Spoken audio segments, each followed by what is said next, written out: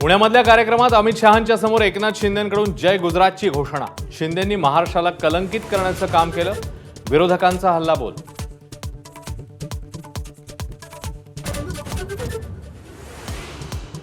गुजराती लोकांच्या कार्यक्रमात जय गुजरात म्हणणं चुकीचं नाही। फडणवीसांनी केली एकनाथ शिंदेंची पाठराखण।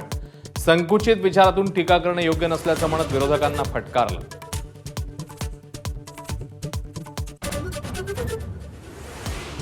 अमित शहांसमोर शिंदेंनी लाचारी स्वीकारली आहे। संजय राऊतांचा हल्लाबोल। तर शिंदेंकडून महाराष्ट्राला कलंकित करण्याचं काम।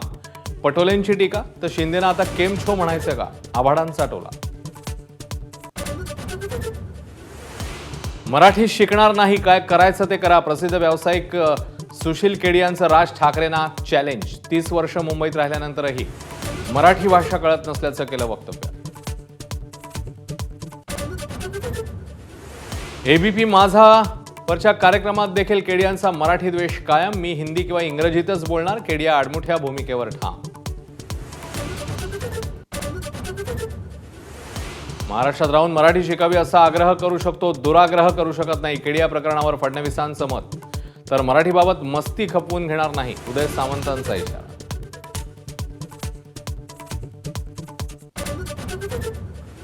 पक्षीय अहंकार बाजूला ठेवत मेळाव्यासाठी झोकून काम करायचंय, मनसे आणि ठाकरेंच्या शिवसेनेचं ठरलं।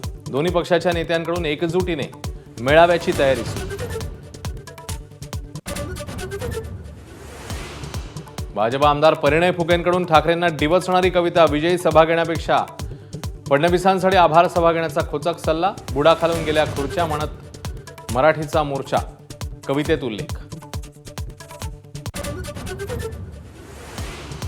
नाशिक जिल्हा बँकेच्या सभेत कृषी मंत्री माणिकराव कोकाटे आणि शेतकऱ्यांमध्ये बाचाबाची।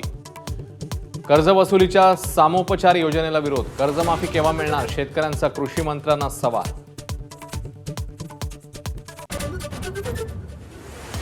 स्टँडअप कॉमेडियन कुणाल कामरा आणि सुषमा अंधारेंविरोधात हक्कभंग आणण्यास मंजुरी। शिंदेंविरोधात केलेल्या कवितेवरून अडचणीमध्ये वाढ। परभणीतील सोमनाथ सूर्यवंशीच्या मृत्यू प्रकरणी संबंधित पोलिसांवर गुन्हे दाखल करण्याचे आदेश। संभाजीनगर उच्च न्यायालयाचा निकाल। खुद्द प्रकाश आंबेडकरांनी मांडली होती बाजू। केंद्रीय कर्मचाऱ्यांच्या महागाई भत्त्यामध्ये 4% वाढ होण्याची शक्यता।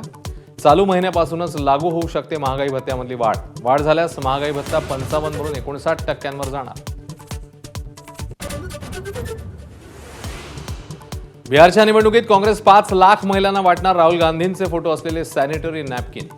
महिलांना लाडकी बहीण सारख्या योजनेतून देणार महिन्याला 2,500 रुपये।